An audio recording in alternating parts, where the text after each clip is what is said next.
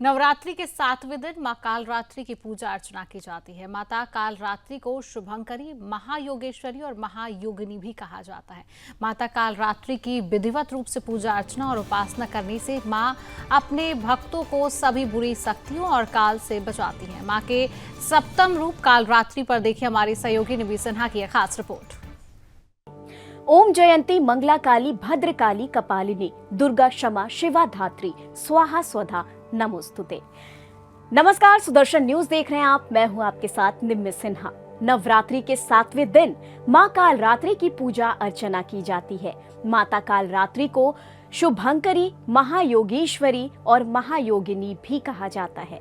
माता कालरात्रि की विधिवत रूप से पूजा अर्चना और उपासना करने से मां अपने भक्तों को सभी बुरी शक्तियों और काल से बचाती हैं। अर्थात माता की पूजा करने के बाद भक्तों को अकाल मृत्यु का भय नहीं रहता।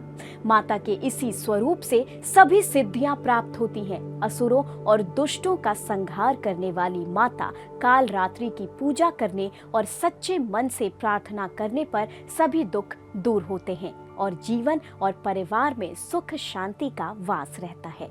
मां के सप्तम रूप कालरात्रि पर देखिए हमारी ये खास रिपोर्ट।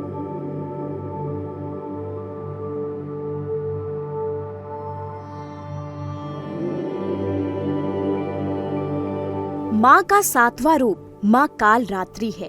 शास्त्रों और पुराणों में बताया गया है कि मां कालरात्रि की पूजा और उपवास करने से सभी नकारात्मक शक्तियों का नाश होता है और आरोग्य की प्राप्ति होती है।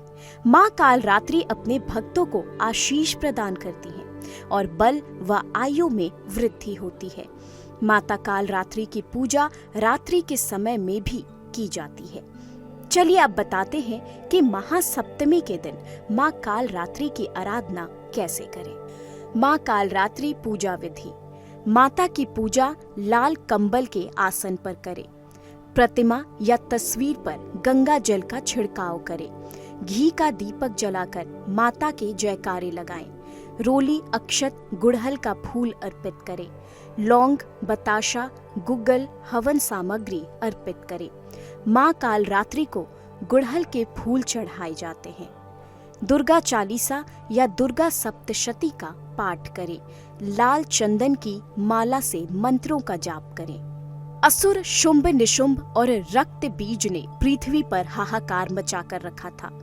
इससे परेशान होकर सभी देवता भोलेनाथ के पास पहुंचे और उनसे रक्षा की प्रार्थना करने लगे। तब भोलेनाथ ने माता पार्वती को अपने भक्तों की रक्षा करने को कहा। भोलेनाथ की बात मानकर माता पार्वती ने मां दुर्गा का स्वरूप धारण कर शुंभ और निशुंभ दैत्यों का वध कर दिया। जब मां दुर्गा ने रक्त बीज का भी अंत कर दिया तो उसके रक्त से लाखों रक्त बीज उत्पन्न हो गए। ये देखकर मां दुर्गा को अत्यंत क्रोध आया। क्रोध की वजह से मां का वर्णन श्यामल हो गया। इसी श्यामल रूप से देवी कालरात्रि का प्राकट्य हुआ। इसके बाद मां कालरात्रि ने रक्त बीज समेत सभी दैत्यों का वध कर दिया और उनके शरीर से निकलने वाले रक्त को जमीन पर गिरने से पहले अपने मुख में भर लिया। इस तरह सभी असुरों का अंत हुआ।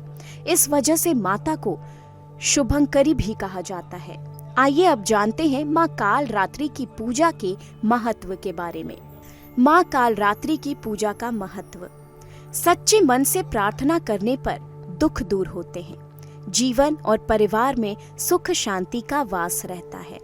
पूजा और उपवास करने से नकारात्मक शक्तियों का नाश होता है। माता कालरात्रि की पूजा रात्रि के समय की जाती है।